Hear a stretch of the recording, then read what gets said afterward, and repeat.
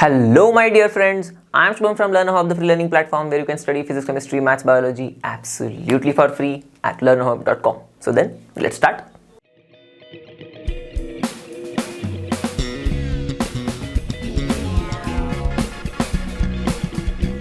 So friends, we are now moving ahead to the next chapter of your ICSE class 9th, okay, and the chapter is chapter number 6th, the study of first element hydrogen. Okay, so now in this video we are going to start with the concepts of this chapter. So without wasting much time, let's start and let's rock.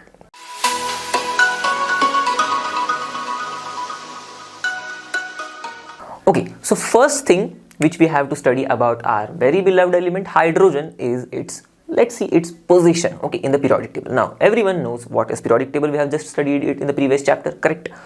And we have also seen the position of the periodic table, position of hydrogen in the long form of the periodic table, right? You would be able to recall it was where the hydrogen was placed. Okay, please tell me. Okay, I know you know that, right? So you can try to remember, recall, and then you can answer the question. Okay, you can comment also, though I may not be able to see the comment, but still you can participate and you can make your brain run, right? So I hope you would have guessed right. We have studied that in long form of the periodic table, hydrogen was placed here in the top, right? Like here. But why was the hydrogen placed in the top?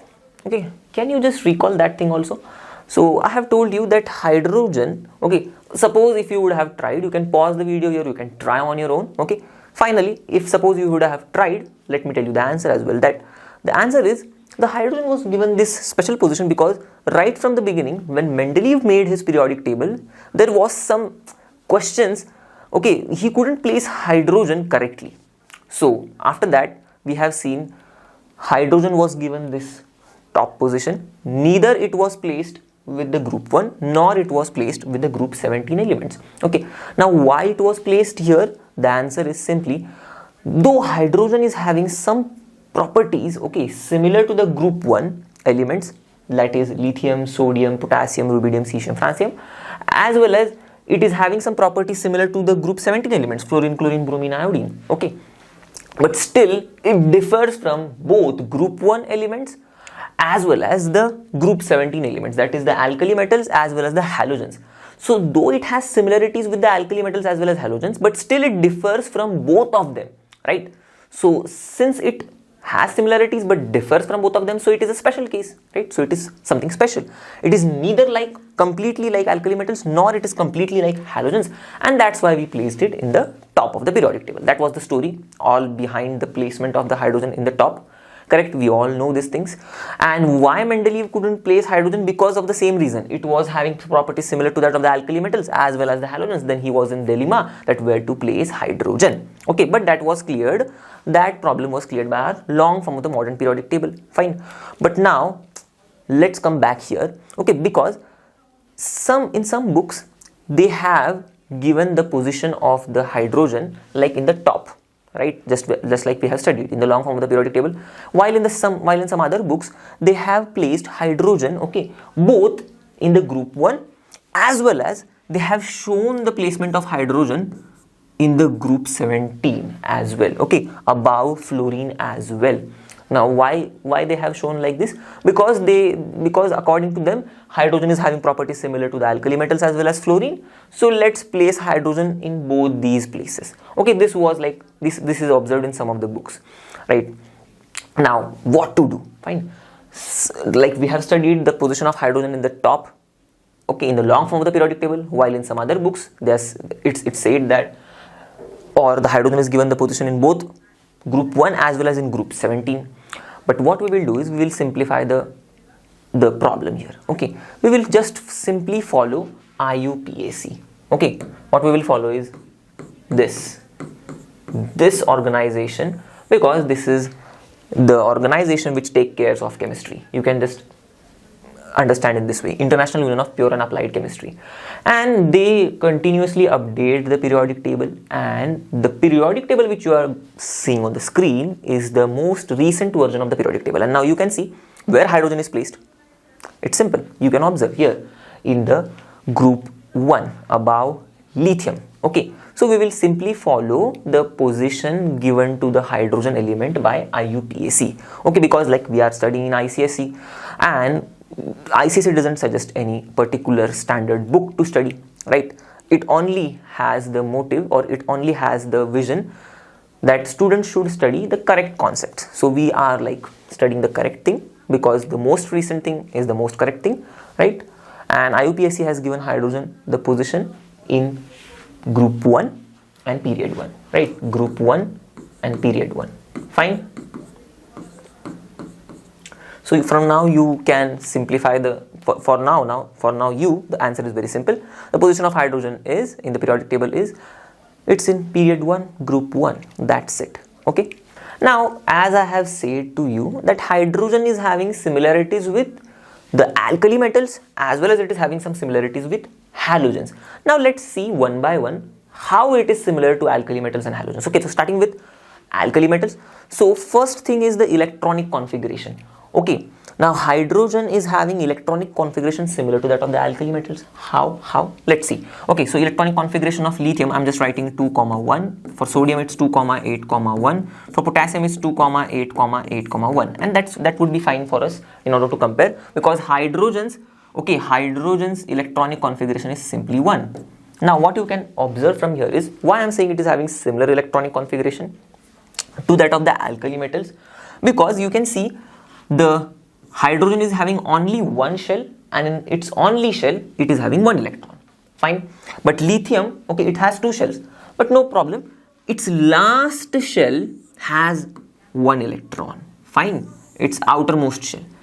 Similarly, sodium is having 3 shells, but its last shell is also having 1 electron. Potassium is, though it is having 4 shells, its last shell still has 1 electron.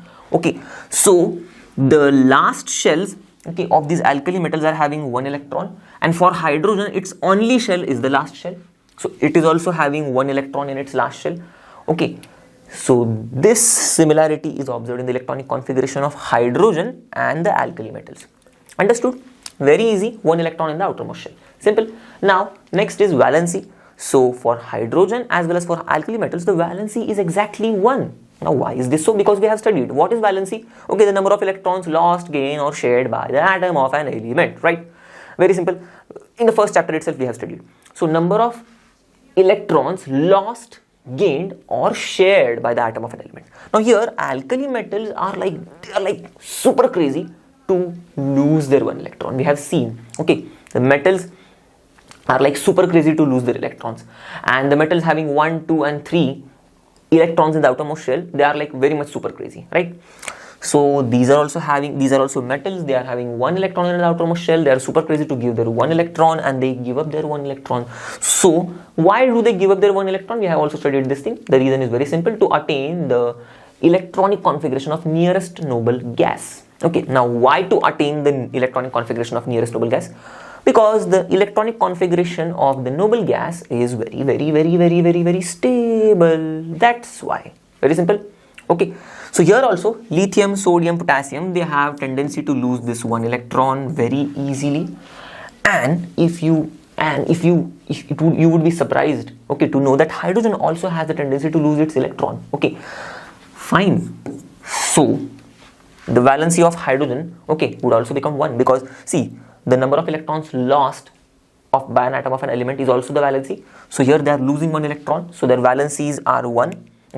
Okay, similarly for them also. Okay, but I'm not writing for them because their electronic configuration is too big and no need to go to that details. Okay, so all the alkali metals are having valency 1 because they are readily losing the 1 electron. Okay, and valency is simply the number of electrons lost by an atom or gained by an atom or shared by an atom. Here the electrons are lost. How many electrons are lost? 1. So valency is 1. Simple. Similarly, hydrogen can also lose its 1 electron. So the valency of hydrogen is also 1. Fine. So how, in terms of valency, hydrogen is similar to the alkali metals. Correct. Next is ion formation. So very simple, very related. I have just deliberately chosen the series or the sequence of the properties in such a way, or sequence of the similarities in such a way that you would develop the connection in the similarity. See, now the ions which are formed by hydrogen are positively charged, while those formed by the alkali metals are also positively charged. Now how? See, when hydrogen, okay, it loses its only electron, so I can write like this, minus electron, okay, because it is losing its only electron. So after losing its only electron, okay, what is left is simply one proton in the hydrogen atom. Okay, very simple. So we just denote this proton by H plus. Okay, very easy to understand. See, this is the hydrogen atom, the only shell, the nucleus having one proton, the only shell having one electron. Fine. Okay, so after losing this only electron, what would be remaining? Just one proton, and this one proton is written as H plus. So it is also it is also forming positively charged ion, and the charge is like I have just written plus, so this means 1 plus. Okay, so see, ion formation, positive ion, and the charge is +1 charge. Okay, we denote the charge as n plus n minus, you all know. Okay, we don't write +1, we write 1 plus. Okay, for any ion we write the charge in the format xn plus or xn minus. The number comes first, the sign comes the next. Okay, while writing the charge on the ion. Okay, so here hydrogen, how you would have understood how hydrogen is losing the electron and forming a positively charged ion. Similarly, the alkali metals I have told you just now, they also lose their electrons. Okay, and since they are losing their one electron, what would happen here is, see, very simple. Lithium, it's having atomic number 3. Now it would be very easy for you to correlate this thing, that lithium would have 3 protons and 3 electrons, correct? So we are just talking about electrons and protons for charge. Okay, neutrons are neutrally charged, so no need to worry about the neutrons. So in this nucleus there are 3 protons in case of lithium, and lithium's electronic configuration is 2,1. So it is having 2 electrons in the first shell and 1 electron in the next shell. So 2 electrons in the first shell and 1 electron in the last shell. So when this electron is lost, what would happen? The charge in the atom would be not balanced, right? There are 2 negative charges but 3 positive charges. Now what would happen? The negative charge is 1 short, okay, of the positive charge. So since it is 1 short, we will so we know that the positive charge, 1 positive charge is extra. Here 3 positive charges, 2 negative charges. So 1 positive charge extra. So that's why we say that this is Li, 1 positive charge extra. Simply Li plus. Now this, whatever is formed after losing the electron, we call it as lithium having 1 positive charge extra, which means lithium's positively charged ion having charge 1 plus. Okay, fine, because the 1 positive charge is extra. That's it. So in this way ions are formed. Understood? So how I would write it here in equation form? I can simply write like this. Lithium, okay, electron is being lost by the lithium and it's forming Li1 plus, right? So electron is lost and it's forming Li1 plus. Same way sodium, potassium, rubidium, cesium, they all tend to form like this ions. Na1 plus, Ka1 plus, right? Rb1 plus, Cs1 plus, and so on. So they also form positively charged ions, okay, having 1 positive charge. Very clear to you? Okay, how I have explained you this? Okay, simply whenever you see a charge, okay, you just figure out, okay, which sign charge it is. So you can just see the ion and then figure out. So if plus, then it's positively charged. How much positively charged? Okay, that much number of positive charge is more than the negative charge in that ion. Very simple. Here 1 positive charge is seen. So here 1 positive charge is more than the negative charge. Okay, 3 positive charges, 2 negative charge. So 1 positive charge more than the negative charge. Clear? Very simple. Like moving ahead. Now the hydrogen, just like the alkali metals, it also burns. Okay, I will just erase this thing. Here, you can see here now. It also burns in oxygen to form the oxides. So hydrogen burning with oxygen to form its oxide, which means water. Okay, the same way. Okay, now here I will just write the equation. Hydrogen, okay, burning with oxygen to form its oxide, water. Okay, now you can just balance this equation. It's very simple. Now here hydrogen burning with oxygen to form its oxide water. Similarly, the alkali metals also burn with oxygen to form their oxides. So this behavior of hydrogen and alkali metals is also very much similar. Okay, both of them burn in oxygen. Both of them burn in oxygen to form their oxides. Clear? Now let's move ahead and see the similarities of hydrogen with halogens. Right? Again, the same things. First, electronic configuration. So hydrogen's electronic configuration matches with, means like it's like similar to that of the halogen's electronic configuration. Now in what terms? Let's see. Okay, so halogen's electronic configuration, if you would observe closely, okay, I would write the electronic configuration 2,7 for fluorine. For chlorine it's 2,8,7. Okay, let it detail here only, no need to go to bromine. We can understand by taking these two examples itself. Now you observe, okay, the next element from fluorine is neon. Fine, and this neon is having electronic configuration 2,8. Again, the next element from chlorine is argon, and argon's electronic configuration is 2,8,8. Okay, if you are like keen observer, and in science you need a good observational power in order to see what's wrong in something or what's right in something. Okay, I'm just joking. So here, yeah, but you definitely need good observational powers, okay, good observational skill in order to deduce whatever things you can observe, okay, from any practical thing or any experiment and all those things. But here also, from this electronic configuration also, you could figure out that here fluorine is having 1 electron short of its nearest noble gas configuration, right? It is having 7 electrons in its outermost shell. Its nearest noble gas is having 8 electrons in its outermost shell. So it is 1 electron short of its 1 electron short of the electronic configuration of its nearest noble gas. Fine, this is the electronic configuration of its nearest noble gas. Similarly, chlorine is also 1 electron short. Okay, 2,8,7. This is 2,8,8. So it is 1 electron short, right, from its nearest noble gas's electronic configuration. Correct?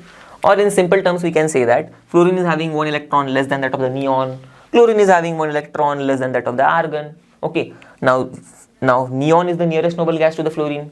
Argon is the nearest noble gas to the chlorine. In the same way, hydrogen is also having 1 electron less than its nearest noble gas. Yes, who is the nearest noble gas of hydrogen? Tell me, come on. Okay, I hope you would have answered it right. After hydrogen, who comes? Helium, and helium is a noble gas, we all know. So hydrogen, okay, we know its electronic configuration is simply 1, and helium is the nearest noble gas from the hydrogen, having electronic configuration 2. And now you can see hydrogen is also having 1 electron less than that of the helium. Correct? So since in the same way fluorine is having 1 electron less than its nearest noble gas, chlorine is having 1 electron less than its nearest noble gas, hydrogen is also having 1 electron less than its nearest noble gas, okay, in its outermost shell. Okay, we can say that. Fine. So hydrogen's only shell is its outermost shell, but for fluorine its outermost shell is second shell, for chlorine its outermost shell is third shell. Okay, so these elements, okay, like halogens are having 1 electron less in their outermost shell than the corresponding nearest noble gases. Hydrogen is also having 1 electron less than the nearest noble gas. Fine, very simple, very simple. Now moving ahead, valency for hydrogen as well as halogens is 1, 1, 1. Okay, not 101, it's simply 1. Okay, why? We all know. See, hydrogen, okay, now just now we have seen it has it can give up its own electron. Fine, but you would be surprised to know that hydrogen can also take up an electron. Yeah, simply. Okay, why? Because he wants to attain the electronic configuration of helium. Fine, he wants to have 2 electrons also in its only shell and become stable like helium. So that's the reason hydrogen also can accept, okay, 1 electron, though it's not very common, but still it can accept, okay, in some conditions. So it can accept 1 electron, and now what would happen is you could figure out, see, the hydrogen atoms, okay, nucleus, we all know it is having 1 proton, right? Here 1 proton and 1 electron in its outer only shell, right? 1 electron. Fine, but now it is gaining 1 more electron. So I would just show it by this. One more electron, one extra electron. Now two negative charges, one positive charge, correct? So one negative charge is extra than the positive charge, right? So since one negative charge is extra, I would just simply write hydrogen, one negative charge extra. Fine, and this is the ion which would get formed. Okay, H minus ion. Okay, we call it as hydride ion. So see, it accepted one electron. So the number of electrons accepted, lost or shared, okay, like gained, lost or shared by the atom of an element is valency. So here hydrogen accepted one electron, so its valency is 1, right? In the same way, you can see fluorine, chlorine, bromine or iodine, they also tend to accept one electron. Okay, now what would happen if they would accept one electron? They would get an extra electron and an extra negative charge, same like that of the hydrogen. Okay, initially they are having the fluorine, chlorine and bromine and iodine atoms. We have already studied in the structure of atom. Atom is electrically neutral. So all of them are having same number of neutrons, same number of protons, same number of electrons, right here. But after accepting one electron more, okay, all these atoms would have one electron extra, which means one negative charge extra, correct? Initially the number of protons and electrons were the same, so positive charge, negative charge was balanced. So there was no charge, therefore atom as a whole was electrically neutral. But now one electron is extra, so one negative charge is extra. So how we can show one negative charge extra? Simply F, one negative charge extra, simply. So this is the ion which is formed. Okay, in this case chlorine, one negative charge extra, bromine, one negative charge extra, iodine, one negative charge extra. Clear? So these negatively charged ions are formed, but in the process they have gained one electron each. So number of electrons gained by the atom of an element can be valency, right? So therefore their valency is also 1, same like that of the hydrogen. Understood how their valency is 1? In the same way, now I have already explained you, they all form, okay, hydrogen, just like the halogens form, it can also form negatively charged ions having charge 1 minus. Okay, so here hydrogen can form negatively charged ion, right? See, this is negatively charged. Okay, it is having 1 minus charge, so negatively charged ions and having charge minus 1. Okay, so minus 1 charge, minus 1 charge, minus 1 charge. Okay, so hydrogen can form negatively charged ion, okay, having minus 1 charge, same like that of the halogens. They are also having, they can also form, see, negatively charged ions having 1 minus charge. Okay, so that is also very clear. And the last thing is very interesting. Hydrogen, okay, just exactly same like that of the halogens, like fluorine, chlorine, bromine and iodine. Okay, I can show you here. Okay, it also exists, okay, as diatomic, means like hydrogen. Okay, we all know it exists as a diatomic molecule, H2, and you would be surprised to know that fluorine, chlorine, bromine and iodine, okay, all these, okay, also are diatomic molecules. Okay, all these elements also form diatomic molecules. Understood? So fluorine atoms combine with another fluorine atom and form the diatomic fluorine molecule. Chlorine atom can also form a diatomic chlorine molecule. Bromine atom can also form a diatomic bromine molecule. Iodine atom can also form a diatomic iodine molecule, just like how hydrogen forms diatomic hydrogen molecule.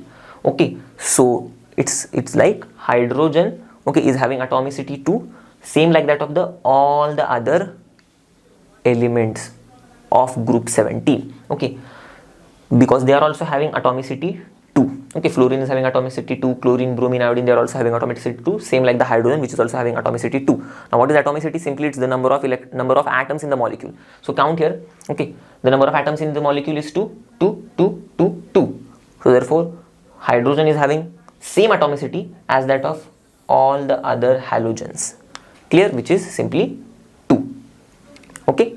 Okay, now friends, let's try to learn how to prepare this wonderful element hydrogen. Okay, now in this entire section, okay, of preparation of hydrogen, you would be like learning so many methods to prepare hydrogen. But okay, let's do it, okay, step by step in a manner, okay, because it would be like bombarding the reactions on you. It would be like bombarding reactions on you if we won't go step by step. So first we will see the preparation of hydrogen with the help of water. Okay, now by using water, okay, what we are going to do is we are going to experiment water, okay, or we are going to make water react with the metals. Okay, firstly the metals. So here you just keep it in your mind. Okay, we are doing the reactions here with metals.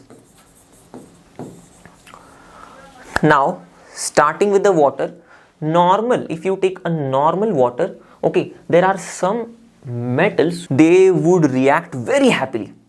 I just mean to say that. Okay, which are those metals then? Let's first focus on potassium. So this is a metal, okay, which like reacts very happily. I am just like trying to explain you. Happily means it reacts very eagerly, and eager reactions are like dangerous reactions because they cannot wait, okay, until they react. Okay, they are like so eager. So what this potassium does, okay, now you have to just keep in your mind that whenever I'm talking about metals who are reacting with cold water, they would give us hydrogen. Fine. So I'm just writing here metals when they are reacting with water, but I'm talking about cold water. Okay, sorry, cold water. So they are definitely giving hydrogen gas. Fine. But they would also really result into the production of or formation of metal hydroxide. Okay, now which elements or which metals react with cold water? Potassium, sodium and calcium. Okay, let's see the reactions of potassium, sodium and calcium. So reaction would be in the same format. This is the general equation. Okay, now I always try to tell students that what you do is simply understand or remember the generalized equation. Okay, if once you remember the generalized equation for particular reactants, that's done. Means it's like your half the job is done. Okay, because now you know what is happening, what is going to be formed, with whom the reactants are going to react and all those things. Okay, the very basic things. So here now from this general equation I know that simply our potassium, it is reacting with cold water, okay, and it is giving us metal hydroxide, which means potassium hydroxide. So I will simply write potassium hydroxide, KOH, right? And I know the another product is hydrogen gas. So yes, hydrogen gas, and since it is getting released, so I will just show an upward arrow because it's like chumantar, it's like moving, okay, upward. It's going to now disappear. Now what happens is, I have already told you this potassium is like very much eager to react with this cold water, such that when it reacts to form this hydroxide and hydrogen gas, the reaction is so much violent. Oh, doom. And it also gives off a large amount of heat. Okay, a lot of heat is released. Now when this heat is released, okay, or fine, I will not write it here. No need to get under the confusion. Like heat is released, okay, fine, and this heat, what it does is, because of this heat, our hydrogen gas starts to burn.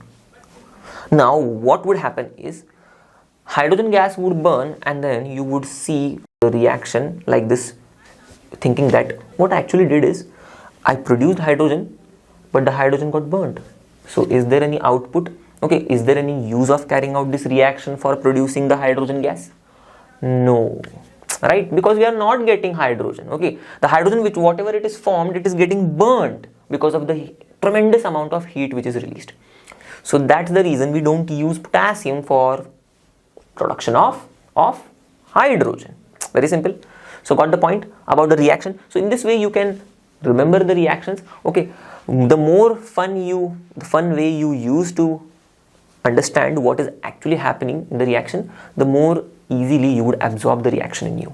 Okay, now let's see how our sodium reacts with water. Exactly the same way like that of the potassium. Okay, the chemical reaction would be exactly the same like that of the potassium. So sodium, it like lovingly reacts with our cold water. fine.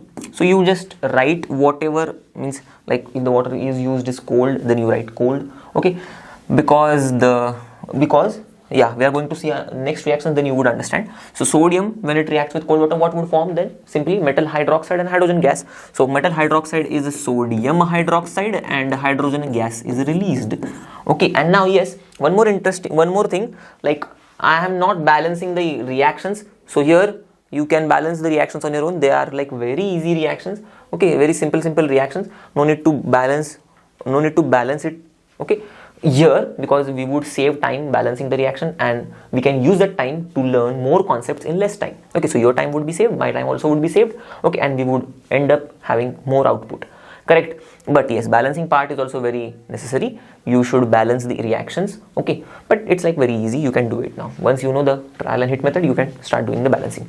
So here sodium also reacts exactly in the manner like that of the potassium, but here there are slightly some changes, okay, like how potassium was reacting very lovingly, sodium reacts less lovingly, okay, which means that sodium reacts with water but like less vigorously than potassium. Fine, you can just remember this thing, okay. Now this is going to help us when we are going to summarize some things later on, but still sodium, like it reacts less vigorously, fine, I'm just writing here, less vigorously than potassium, okay. But the problem here is, again, when we are carrying out this reaction to prepare our hydrogen gas, what happens is sodium, when we react it with water, it forms globule, okay, like this small balls of sodium are formed, and the small balls like move here and there, okay, there is very quick movement of these balls. So what happens when the reaction takes place and hydrogen gas is released? It's very difficult to collect that hydrogen gas. So now if the product which we want is very difficult to collect, then you would also think the same way I'm thinking, that I won't use this method then, okay. But yeah, not every time you have to discard a particular method, because there is a solution for this problem. What is the solution? Here what we can do is we can use a wire gauze. Now wire gauze is like, it's like a wire mesh, okay, you can see in your lab, okay. We generally use this wire gauze, okay, for keeping the beakers, okay, above it, and then we are using burner and then we heat those glass vessels, okay. So simply just like the burner which is present in the gas of your house, okay, it also has some protective hold, means like protective covering, okay, the metal one on which utensils are kept. In the same way, wire gauze also plays a role, okay. So now here what we can do is we can just enclose our sodium in this wire gauze, and then we can carry out the reaction, so that we would be able to collect the hydrogen gas. Very easy, very simple. Okay, now coming to our third metal, calcium, and how it reacts with cold water. Exactly the products would be the same as that of the potassium and sodium, which is calcium reacts with water and it simply gives the calcium hydroxide. Okay, now you need to know how to write the formula, which is very easy and we have already studied it. Okay, when in the first chapter itself, by using the radicals and using the crisscross method, we can simply write the formula of a compound. So calcium hydroxide, okay, CaOH twice, and then hydrogen gas is released. Now very interesting thing about this reaction is calcium reacts with water, but the reaction is not that vigorous. Okay, it's like slightly vigorous. Okay, so maybe like less so it's like it's like less vigorous, okay, than potassium and sodium. But the problem here is, now you would think, sir, I can use this reaction to make hydrogen, but it would make a hole in your pocket because calcium is not like cheap as compared to potassium and sodium. Okay, it's like more expensive than potassium and sodium. Okay, so it's comparatively expensive. Fine. Okay, friends, so now we have seen some metals were readily reacting with the cold water, but there are some metals which are not ready to react with cold water, right? Now who are those? Let's see who are those great huge metals. These are magnesium, aluminium, zinc and iron. Okay, so these metals, magnesium, aluminium, okay, in the periodic table you can just correlate. Now how we have gone through is, you can just remember, see, first we have seen the reaction of potassium, then it's sodium, right, then it's calcium, okay, and now we are going to follow the sequence: magnesium, okay, aluminium, so sodium, potassium, calcium, magnesium, okay, and then aluminium, zinc, iron. Now I am asking you a question. By looking at this sequence, can you just remember something else which we have studied earlier? Okay, think for a while, and if you can't, then let's leave it for a while, because we are going to see something related to it in the next few minutes. But yes, now coming back, so these four metals, magnesium, aluminium, zinc and iron, don't react with the cold water. Now magnesium reacts with boiling water, but we need to heat the magnesium. Fine, so heated magnesium, if I would take and I would make this reaction happen, how I can make this reaction happen? By using the boiled water. Okay, so I'm just writing boiling, okay, no need to write boiling, boiled water, okay, fine, or boiling water.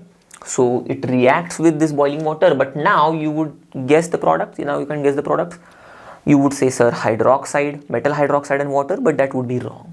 Okay, here magnesium would form oxide and hydrogen gas is released. Fine.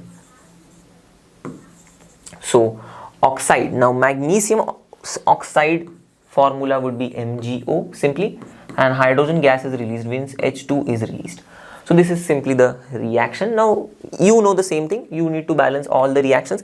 Okay, I may not pay attention whether it is balanced or not. Some may be balanced on their own, or some may be unbalanced. Okay, so you have to pay attention to the reactions, you have to balance them, okay, before moving to the next reaction. So here the reaction is very simple: heated magnesium. I would just write that heated word below, okay, here, okay, or like I would write hot magnesium, it's fine. So hot magnesium, when it's treated with boiling water or boiled water, okay, it would give oxide and it would release hydrogen gas. But the problem here is the reaction is very slow. What to do now? You would say, sir, you are like finding problems in each and every reactions. Now which reaction should we use to make hydrogen? Don't worry, we're going to go, okay, we're going to go on that reaction as well, no worries. So here it's now clear: magnesium, okay, it reacts with boiled water forming magnesium oxide and hydrogen gas, very easy, and the reaction is very slow. Okay, but before that you need to remember that these elements won't react with the cold water. Fine. So we have found a way to produce hydrogen from one of these elements, which is magnesium, by treating it with boiled water. Now what about the other elements? Okay, so we heated magnesium, boiled it with and treated it with boiled water, we got our hydrogen gas, but the reaction is slow. But now moving ahead to the aluminium, okay, so what to do for aluminium then? Again, make or again take hot aluminium, man, and then treat it with not boiled water, okay, treat it with steam. Okay, so I'm just treating this water with the steam. Fine. And what would happen is, again, now the same pattern would follow. Okay, for magnesium, aluminium, zinc and iron, the products would be oxides, metal oxides and hydrogen gas. Okay, for potassium, sodium and calcium, the products are metal hydroxides and hydrogen gas. Fine. So here the answer would be aluminium oxide, which is Al2O3, and hydrogen gas is released. Very simple. Okay, you can balance this reaction on your own. Same way, in the same manner, okay, zinc also reacts with, okay, hot zinc reacts with steam, sorry, water and here steam, and it gives us oxide and hydrogen gas. So again, balancing the reaction, you would get the balanced chemical reaction. And in the same manner here, iron also tries to react, but now there is a twist in the story. Iron, hot iron, okay, it reacts with steam. Oh, I just end up writing steam here again and again. Steam should be down. Okay, so it just reacts with steam, but okay, the reaction is not irreversible, it is reversible. Okay, which means that the products can get again converted back to the reactants. Man, superb. But here the product formed is also a very unique product. The oxide of iron which is formed is not Fe2O3. Okay, it is Fe3O4. Okay, means like it's not Fe2O3 or it's not simply FeO like this. So if it's FeO, it is like ferrous oxide. If it is Fe2O3, it is like ferric oxide. But it is neither ferrous oxide nor ferric oxide. It is like something other oxide of iron, which is Fe3O4. And this is like, it is having magnetic properties. Okay, this oxide is having magnetic properties. Fine. And this oxide, along with this oxide, hydrogen gas is released. Very clear. So the reaction of hot iron with steam is reversible. Okay, giving us a very unique oxide of iron and hydrogen gas. Now here you can observe the reaction. Okay, how the reaction is taking place. For aluminium, okay, the reaction is with the steam. Okay, it's fine. But for zinc, the reaction means as we go from aluminium to zinc to iron, okay, the vigorousness with which our metals are reacting with the steam is getting less and less. Okay, now let's try to correlate. Why is this? Okay, why potassium is reacting more vigorously than sodium?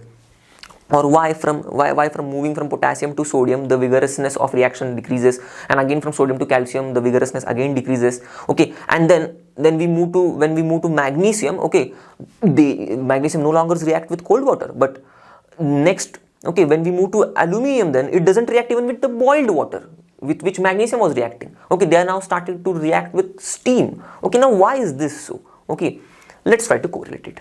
Okay, so activity series is, we have already studied in the displacement reaction when we were studying displacement reaction in our chapter number 2. Now I'm going to write the activity series. I hope you would be also remembering the activity series. It's very important.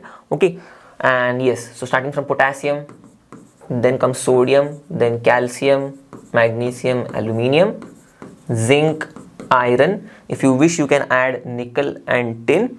Okay, but no need to add here as such.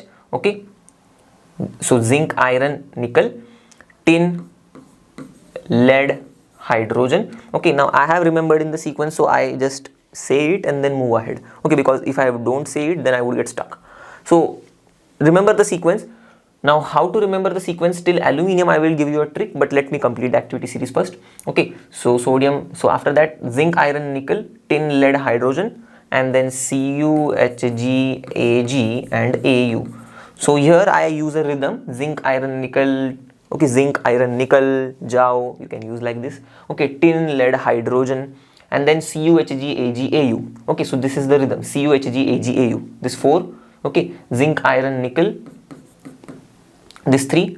Tin, lead, hydrogen. This 3. And then Cu, Hg, Ag, Au. Okay, but for now no need to add this tin and lead. Sorry, nickel and tin. Fine. Now here what's the simple trick? Remember the periodic table. First group has lithium, sodium, potassium. Second is having beryllium, magnesium and calcium. Only you can remember till first 20 elements. Just get a scan in your brain of the periodic table for at least first 20 elements. That's it. Okay, that's the basic requirement. Okay, so you can use this trick. So then lithium, sodium, potassium, beryllium, magnesium, calcium, and then again here you can see boron and aluminium. Now how to use the trick? Go reverse way. Okay, potassium, sodium. See, potassium, sodium, calcium, magnesium, calcium, magnesium. Right? See, potassium, sodium, potassium, sodium. Then after sodium, calcium, magnesium. So again calcium, magnesium, and then aluminium. So aluminium. Fine. Go to the right. Okay, I am showing this with my left hand, but this would be your right then. Right? Fine. So Till this point you would remember and then use the rhythm, and that's it. But now, interesting thing is, the sequence in which we have studied the reaction of the metals with water is exactly the same sequence you are seeing here right now, till iron.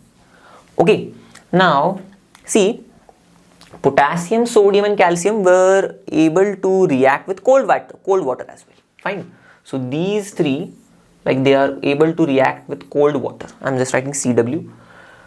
Then magnesium, we need to heat the magnesium, and then it was reacting with boiled water, right? So I'm just writing here BW for magnesium. Okay, and yes, the metal should be hot. Fine. And again, for aluminium, zinc and iron, they were reacting with the steam. Okay, so this magnesium, aluminium, zinc and iron, they are not reacting with the cold water. They need this hot conditions. Okay, and here also aluminium, zinc and iron are also like heated, and then they react with the steam. So you can observe here, the first three elements are willingly ready to react with the cold water as well. Okay, they would definitely react with boiled water as well as steam, but they are readily even react with the cold, they are like ready to react even with the cold water. Fine.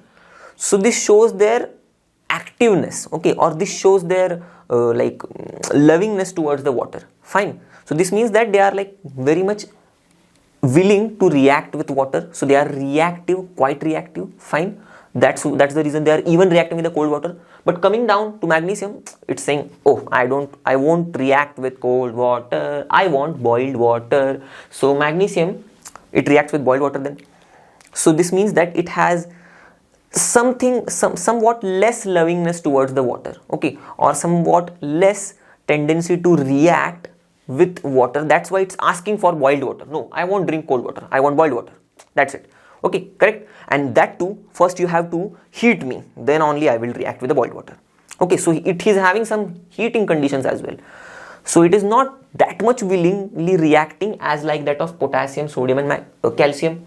Fine. And again, moving ahead to aluminium then, okay, moving down to aluminium, zinc and iron, they are saying like, you need to heat us and we want steam. Now they are like super crazy, okay, about not reacting with the water, okay, than the magnesium. So they are like again more or less willing to react with the water than the magnesium. So you can observe the willingness to react with the water, okay, is decreasing for these elements, okay, as we move from potassium to iron. Okay, these are more willing, but I have already told you magnesium is like less willing. That's why it is asking for some conditions, heat me, give me boiled water and all those things. Aluminum, zinc and iron are asking for steam, and also they are asking to heat themselves also. Okay, so we can correlate that they are becoming less and less willing to react with water. And since they are becoming less and less willing to react with water, now try to remember what this series of metals actually tell us. Okay, what is this sequence all about? Okay, I'm just giving you a minute. You can pause and then you can think and then again come back. Okay, fine. So I hope you would have paused and given a thought to it. See, some of you may have figured it out that this sequence is actually the sequence in which the reactivity of metal decreases. And sir, we can observe that yes, exactly, the willingness to react with water is decreasing as we are going down the series. So since the willingness is decreasing, this means that the tendency to react with the water is also decreasing. This means that the reactivity is decreasing, right?